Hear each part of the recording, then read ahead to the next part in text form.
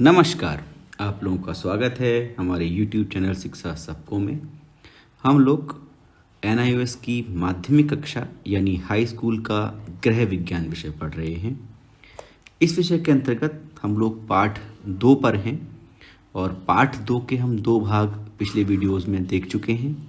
आज हम पाठ 2 का तीसरा और आखिरी भाग पढ़ने वाले हैं।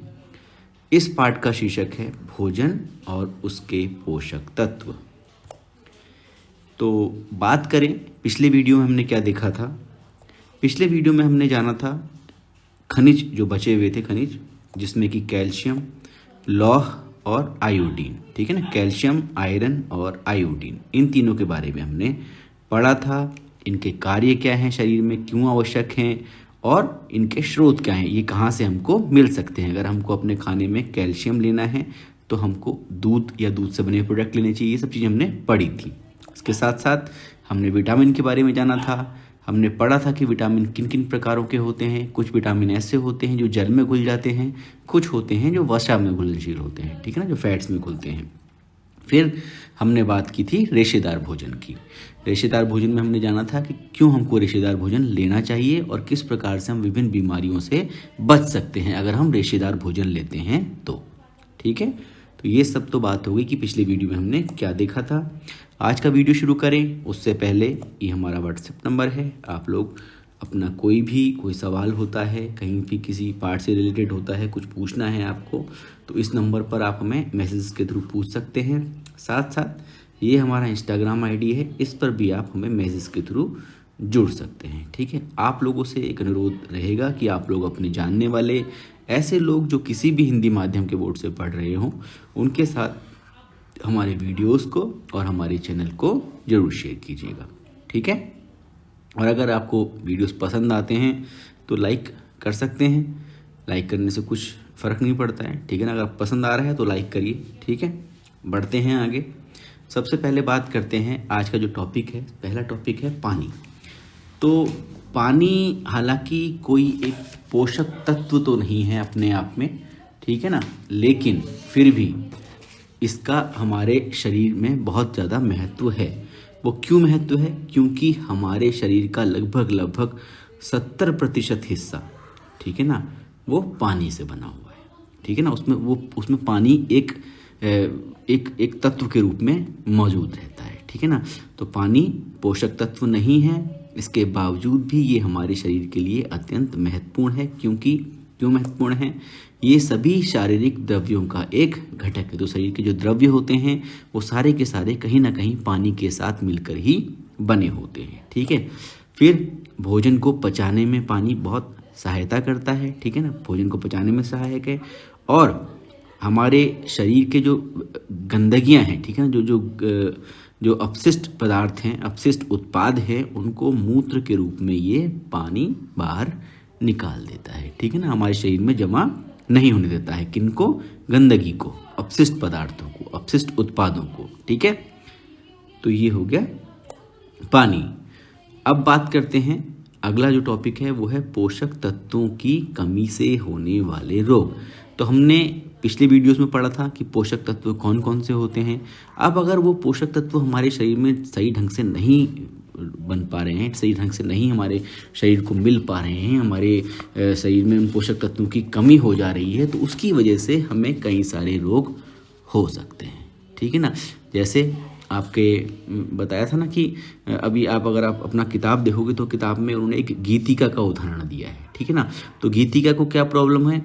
गीतिका अपना वेट लॉस करना चाहती है, वेट कम करना चाहती है, तो इसलिए वो क्या कर रही है, वो सुबह अपना भोजन नहीं कर रही, जो उसको सुबह नाश्ता करना चाहिए वो नहीं कर रही है। तो इससे क्या होता है, इससे उसको पढ़ाई में ध्यान लगा के पढ़ नहीं पाती है वो।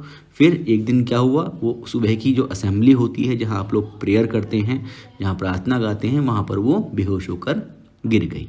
तो उसकी अध्यापिका ने उसकी माँ को स्कूल में बुलाया, तो माँ ने बताया कि पिछले 4 महीनों से गीतिका बहुत कम खाना खा रही है और वो बहुत कमज़ोर हो गई है। तो अध्यापिका ने समझाया कि क्योंकि उसने भोजन की मात्रा को कम कर दिया है, इससे क्या हो रहा है, इससे उसके शरीर को जो पोषक तत्व चाहिए वो प्राप्त नहीं हो पा रहे हैं और इस कारण से उसे कमज़ोरी हो रही है। ठीक है ना। और ये सिर्फ अभी कमजोरी है, लेकिन इसके अगर लंबी अवधि तक वो ऐसे ही करती है, बहुत दिनों तक अगर ऐसे जारी रखती है, तो उसको शारीरिक, मानसिक और भावात्मक कुप्रभाव का सामना करना पड़ सकता है। ठीक है, तो इस तरीके से जब उसकी मैडम ने समझाया तो गीतिका समझ गई और वो जान गई कि स्वस्थ रहने के लिए पोषक आहार क्यों ज़रूरी है। ठीक है ना। तो अगर हम लोग इन पोषक तत्वों को अपने आहार में शामिल नहीं करते हैं तो हमारा जो शरीर है वो सही प्रकार से काम नहीं करेगा और हम बीमार पड़ जाएंगे। ठीक है ना। तो इसमें एक चीज़ ये होती है कि अगर आप इन पोषक तत्वों को आहार में लेने लगेंगे, दोबारा से आपने एक बार बंद कर दिया, दोबारा लेने लगेंगे तो आपका शरीर का जो दुष्प्रभाव थे वो धीरे धीरे खत्म होने शुरू हो जाएंगे। ठीक है ना। तो इस प्रकार के रोग जो होते हैं, इस तरीके की जो बीमारियां हैं जो कि पोषक तत्वों के अभाव में होती हैं, पोषण के अभाव में होती हैं, उनको पोषण अभाव रोग या डेफिशिएंसी डिजीज बोलते हैं। ठीक है ना। डेफिशिएंसी मतलब कमी, तो अभाव भी कमी होता है। तो पोषण के अभाव से जो रोग हो रहे हैं उनको डेफिशिएंसी डिजीजेस कहते हैं। ठीक है।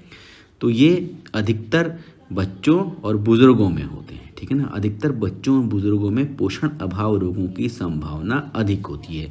ये ज़्यादा संभावना रहती है कि बच्चों और बुजुर्गों को ऐसे रोग हो जाएं। ठीक है ना।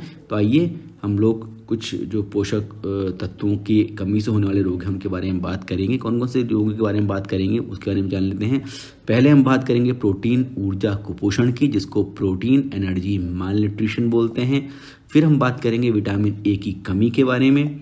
फिर हम बात करेंगे लौह तत्व की कमी या जिसको एनीमिया भी बोलते हैं, मतलब आयरन की कमी हो जाती है शरीर में। ठीक है। और फिर हम बात करेंगे विटामिन बी कॉम्प्लेक्स की कमी के बारे में। फिर बात करेंगे विटामिन सी की कमी के बारे में। और सबसे लास्ट में हम बात करेंगे आयोडीन की कमी से होने वाले विकार यानी कि रोगों के बारे में। तो शुरू करते हैं। सबसे पहला है प्रोटीन ऊर्जा कुपोषण, या इसको प्रोटीन एनर्जी माल न्यूट्रिशन भी बोलते हैं। तो अगर आपके शरीर में बहुत लंबे समय तक प्रोटीन की अनुपस्थिति है, प्रोटीन आप नहीं ले रहे हैं अपने शरीर भोजन में, तो इसके कारण आपके शरीर में प्रोटीन ऊर्जा कुपोषण नाम का रोग पैदा हो जाता है। ठीक है ना। लंबे समय तक अगर प्रोटीन की अनुपस्थिति रहती है, आप प्रोटीन नहीं लेते हैं, तो उसकी वजह से रोग हो जाता है। और सामान्यतः ये 5 वर्ष से कम आयु के बच्चों में ये रोग पाया जाता है। ठीक है ना। हमारे देश में ये जो रोग है मुख्यतः कहाँ मिलता है?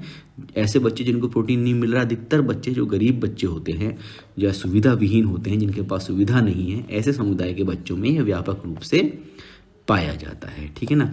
तो पीड़ित के शरीर में रोगों से लड़ने की क्षमता कम हो जाती है। अगर आप प्रोटीन नहीं लेते हैं तो आपके भी प्रोटीन आपके शरीर को शक्ति प्रदान करता है, रोग प्रतिरोधक क्षमता प्रदान करता है। तो अगर वही कम हो गई तो आपको बहुत सारे रोग लग जाएंगे। ठीक है ना। और रोगों से लड़ने की क्षमता आपकी कम हो जाएगी, आपकी इम्यूनिटी कम हो जाएगी एक तरह से। ठीक है ना। इस कारण से उनको दस्त और अन्य संक्रमणों के होने का खतरा बढ़ जाता है। तो ये जो कुपोषण होते हैं, प्रोटीन ऊर्जा कुपोषण, ये 2 प्रकार के होते हैं। कौन कौन से 2 प्रकार के होते हैं? पहला होता है क्वाशियोरकोर, ठीक है ना, क्वाशियोरकर, और दूसरा होता है मरासमस। ठीक है ना। तो क्वाशियोरकर क्या है और मरासमस क्या है, इसके बारे में देख लेते हैं। सबसे पहले बात करें अगर क्वाशियोरकर की, तो क्वाशियोरकर में क्या होता है, जब प्रोटीन की मात्रा कम होती है शरीर में, जब हम खाने में प्रोटीन की मात्रा कम लेते हैं और कार्बोहाइड्रेट से मिलने वाली ऊर्जा पर्याप्त होती है। ठीक है ना। 2 चीज़ें थी ऊर्जा के लिए, एक तो हो गया प्रोटीन और एक हो गया कार्बोहाइड्रेट। ठीक है ना। तो अगर प्रोटीन की मात्रा आप कम ले रहे हैं और कार्बोहाइड्रेट से मिलने वाली मात्रा पर्याप्त है, ज़्यादा नहीं है, ठीक है ना, ज़्यादा नहीं है, पर्याप्त है, मतलब जितनी होनी चाहिए उतनी होती है, तो ये बीमारी हो जाती है। तो नहीं, इस स्थिति को बोलते हैं क्वाशियोरकर। तो क्वाशियोरकर रोग में क्या होता है, इसमें बच्चे का या जो भी बच्चा है उसके पेट जो है वो मटके की तरह विकसित हो जाता है। ठीक है ना, फूल जाता है। जैसा आप इस चित्र में देख पा रहे होंगे, ये जो पेट है बच्चे का वो फूला हुआ है। ठीक है। दूसरे प्रकार का कुपोषण है वो है मरासमस।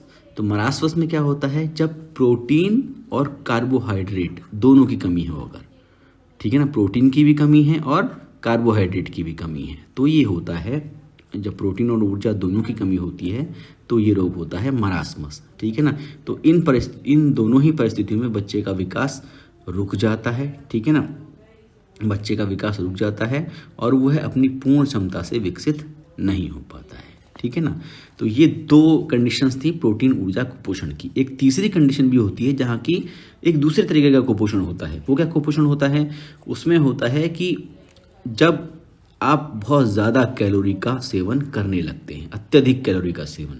इसमें क्या है, इसमें आपके पास प्रोटीन की तो मात्रा आप ठीक ले रहे हैं, लेकिन जो कार्बोहाइड्रेट है, ठीक है ना, जो प्योर एनर्जी देते हैं आपको, कैलोरीज देते हैं केवल, उनकी आप मात्रा ज़्यादा लेने लग जाते हैं। अत्यधिक मात्रा में आप कार्बोहाइड्रेट का भोजन का सेवन करने लग जाते हैं, अत्यधिक मात्रा में कार्बोहाइड्रेट वाले भोजन का सेवन करने लग जाते हैं, तो आप मोटे होने लग जाते हैं। तो ये व्यक्ति मोटा हो जाता है।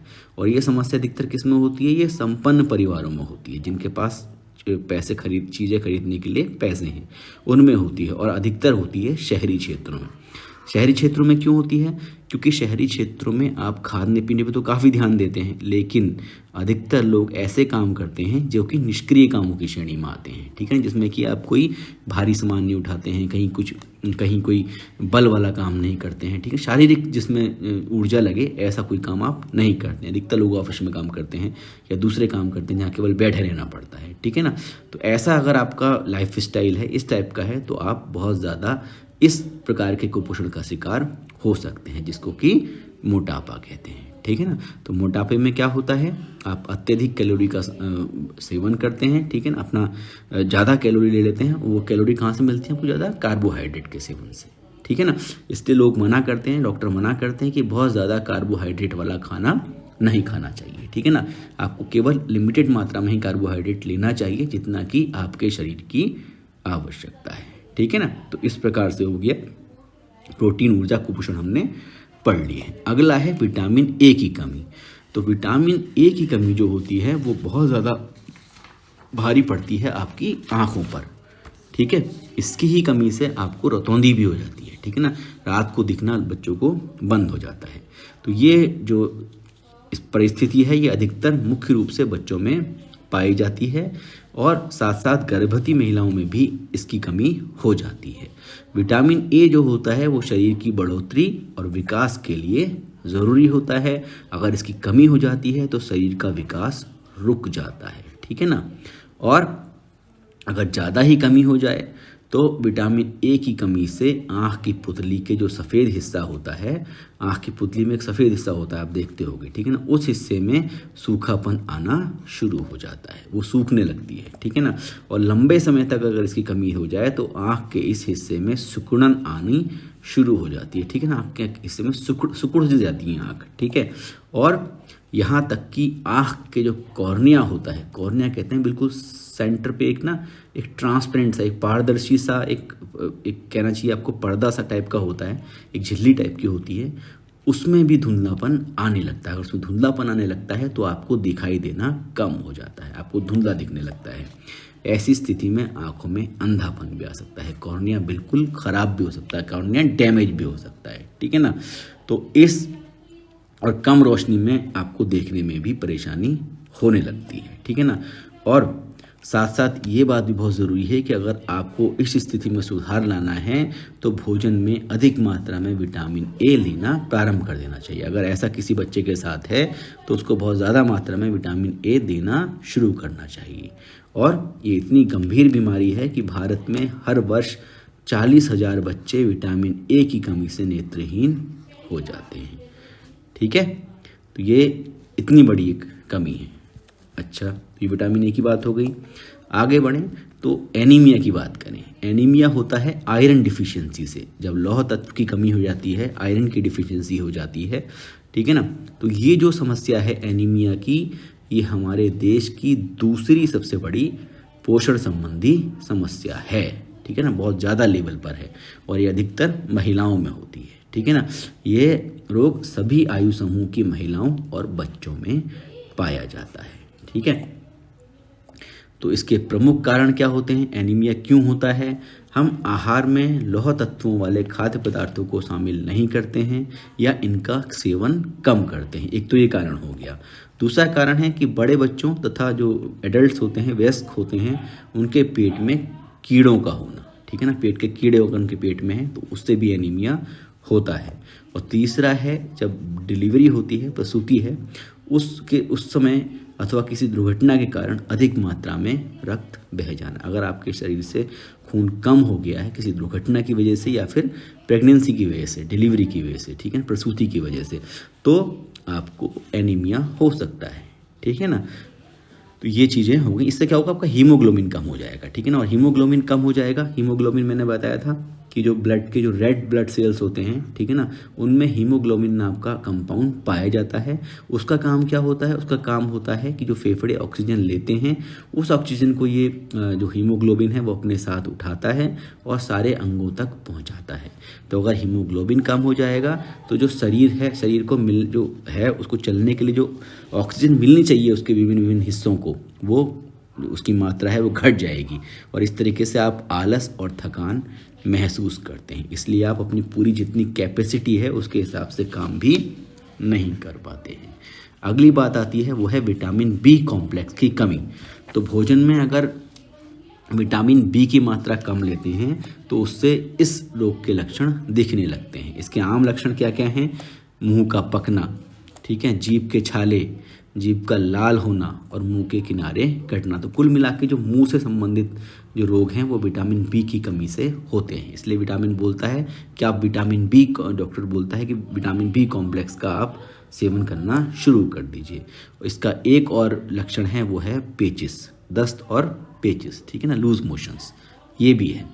और इसके बाद अगर हम बात करें बेरी, इस रोग को पहले जब ये रोग होता था इसको बेरी भी कहा जाता था, ठीक है ना। बेरी रोग भी आपके एग्जाम में आ सकता है कि बेरी रोग किसकी कमी से होता है, तो बेरी रोग विटामिन बी कॉम्प्लेक्स की कमी से होता है, ठीक है ना। ये पहले होता था रोग, आजकल विटामिन बी कॉम्प्लेक्स की कमी के मामले ज़्यादा दिखाई नहीं देते हैं, ठीक है ना। और ये पहले जो रोग बेरी के नाम से जाना जाता था तो ये विशेष रूप से उन स्थानों पर होता था जहाँ पर कि पॉलिश किए हुए चावल खाए जाते थे। आपको पता होगा कि चावलों को पॉलिश किया जाता है और पॉलिशिंग के दौरान उसके अंदर ऊपर से एक जो परत है वो हट जाती है, उसका ऑयल निकाल लिया जाता है, ठीक है ना। तो अगर हम सफ़ेद चावलों के स्थान पर ब्राउन राइस का अगर यूज़ करते हैं तो इस रोग का निवारण हो सकता है, ठीक है। अगला जो रोग आते हैं, जो अगला विटामिन है, अगला पोषक तत्व है वो है विटामिन सी, जिसकी कमी से क्या होता है, विटामिन सी की कमी जो है वो मुख्य रूप से क्यों होती है, अगर हम ताज़े फल और सब्जियां नहीं खाते हैं तो हमारे को विटामिन सी की कमी होती है। और विटामिन सी की कमी से होने वाले रोग को स्कर्वी रोग कहते हैं। ये भी एक बहुत इंपॉर्टेंट है, ठीक है ना। पाठ के जो ये अभी हम पढ़ रहे हैं ये भाग ये काफ़ी इंपॉर्टेंट है, इसके सवाल एग्जाम में आते हैं। तो ये पूछा जा सकता है कि विटामिन सी की कमी से होने वाला रोग क्या है, तो आप बता सकते हो विटामिन सी की कमी से होने वाले रोग को स्कर्वी रोग बोलते हैं। इस रोग में क्या होता है, मसूड़े, दांत, आंत और हड्डियां कमज़ोर पड़ जाती हैं, मसूड़े फूलने लगते हैं और उनमें से खून निकलने लगता है, ठीक है ना। तो इस प्रकार से मसूड़े फूल सकते हैं और उनमें से खून भी निकलना शुरू हो सकता है। ये सब किसकी वजह से होता है, ये सब होता है विटामिन सी की कमी से, ठीक है। आगे और इसके एक लक्षण ये भी होता है कि इसकी वजह से विटामिन सी की अगर कमी है तो घाव भी आपके जल्दी नहीं भरते, क्योंकि घाव को भरने के लिए भी विटामिन सी की आवश्यकता होती है। इसका उपाय क्या है, अगर आपको विटामिन सी को सही मात्रा में लेना है तो आप ताज़े फल और सब्जियों का सेवन करना शुरू करना। विटामिन सी ऐसे पदार्थों में पाया जाता है, ऐसे फलों में पाया जाता है जो कि खट्टे होते हैं, ठीक है ना, उनमें बहुत बहुतायत में पाया जाता है, जैसे आंवला है, ठीक है ना, या फिर नींबू है, ठीक है, या फिर संतरा है। तो इन सब में विटामिन सी भरपूर मात्रा में मिलता है। अगला है आयोडीन की कमी से होने वाले विकार। अब आयोडीन की कमी से क्या क्या रोग होते हैं, ठीक है ना। तो आयोडीन की कमी से घेंघा एक रोग होता है, घेंघा। दूसरा होता है बौनापन, ये हम पढ़ चुके हैं पहले। मानसिक विकलांगता, मानसिक रूप से सही तरीके से काम ना कर पाना, बहरापन, ये सारे रोग आयोडीन की कमी से हो सकते हैं। तो घेंघा या गॉइटर अथवा गलगंड आमतौर पर किशोरों, युवाओं और स्कूल के बच्चों में देखा जाता है। ये कैसे दिखाई देता है, इस तरीके से आपकी गर्दन पर एक फूला हुआ सा हिस्सा दिखाई देने लगता है। ये क्या है, ये घेंघा है, ठीक है ना। इसको घेंघा रोग बोलते हैं या गॉइटर बोलते हैं। और ये किसकी कमी से होता है, ये आयोडीन की कमी से होता है। तो इस रोग से पुरुषों की अपेक्षा महिलाएं अधिक प्रभावित होती हैं, ठीक है ना। तो पहले ये माना जाता था कि जो रोग है वो हिमालय की तलहटी, जो हिमालय का जो तराई वाला इलाका है, या फिर वो क्षेत्र जहाँ पर बहुत ज़्यादा बाढ़ आती है वहाँ पर अधिकतर होता है। लेकिन जो सर्वे अब किए गए हैं उससे पता चलता है कि ये आंध्र प्रदेश, मध्य प्रदेश, महाराष्ट्र, बिहार, गुजरात और केरल में भी बहुतायत से होता है। उसमें भी घेंघा रोग से प्रभावित काफ़ी क्षेत्र मिले हैं, ठीक है। तो अगर हम देखें कि जो बौनापन है, जो दूसरा एक रोग होता है इसकी वजह से घेंघा होता है, एक होता है बौनापन। तो बौनापन क्या होता है, वो जन्म पूर्व आयोडीन की भारी कमी के कारण होता है। इसका मतलब क्या है, जन्म पूर्व का मतलब है अगर किसी जो प्रेग्नेंट है महिला, जो गर्भवती है, अगर उसने अपनी गर्भ के समय जब से उसने गर्भ धारण किया है, अगर उस दौरान वो आयोडीन का सेवन नहीं करती है, आयोडीन उसके अंदर आयोडीन की कमी है, तो उसकी वजह से जो बच्चा है उसके अंदर बौनेपन की समस्या आ सकती है। बौनेपन में क्या होता है, आपका शारीरिक और मानसिक विकास सही ढंग से नहीं हो पाता है, ठीक है ना। तो ये सब क्यों होता है, ये होता है जन्म पूर्व आयोडीन की भारी कमी के कारण, ठीक है। तो इसका उपाय क्या है, अगर आपको आयोडीन की कमी से निपटना है तो आपको सबसे मेन जो उपाय है वो है आयोडीन युक्त नमक का। सरकार ने अब आयोडीन युक्त नमक बेचने को ही केवल मंजूरी दी है। आयोडीन के बिना वाला नमक बेचने पर सरकार ने प्रतिबंध लगा दिया है। अब केवल आयोडीन युक्त ही नमक बाजार में बिक सकता है, ठीक है ना। गैर आयोडीन युक्त नमक प्रतिबंधित है, उसकी बिक्री कोई भी दुकानदार नहीं कर सकता है, उसको सिर्फ आयोडीन युक्त नमक ही बेचना पड़ता है, ठीक है। और जो आयोडीन युक्त नमक होता है उसको अधिकतर वायुरोधी डिब्बों में रखा जाना चाहिए, ऐसे डिब्बों में जहाँ पर कि हवा उसको ना लगे, ताकि उसका आयोडीन ना निकल जाए, ठीक है ना, उसके अंदर से आयोडीन गायब ना हो जाए। तो इस प्रकार से यहाँ पर ये हमारा पाठ है, जो पाठ 2 है वो समाप्त होता है। ये काफ़ी महत्वपूर्ण पाठ है, इसको ध्यान से आप पढ़िए। जहाँ कुछ समझ में नहीं आता है, कई चीज़ें ऐसी होती हैं जो आपको समझ में नहीं भी आएंगी, तो आप फ्री हैं, मेरे से पूछ सकते हैं। आपके पास व्हाट्सएप नंबर है, कोई भी सवाल आपको समझ में नहीं आता है किताब पे, उसका फ़ोटो खींच के मुझे भेज सकते हैं, हम उसके बारे में बात कर सकते हैं, ठीक है। ये हमारा इंस्टाग्राम आईडी है, इस पर भी आप मुझे फ़ोटो खींच कर भेजेंगे तो भी हम उसको डिस्कस कर लेंगे, ठीक है ना। उसका एक वीडियो बना के मैं आपको बता दूंगा कि किस प्रकार से आपको सवाल को करना है, ठीक है। आप लोगों से एक अनुरोध वही रहेगा जो रहता है कि आप लोग अपने जानने वाले ऐसे लोग जो किसी भी हिंदी माध्यम के बोर्ड से पढ़ रहे हों उनके साथ हमारे वीडियोस को और चैनल को ज़रूर शेयर कीजिएगा। धन्यवाद, थैंक यू।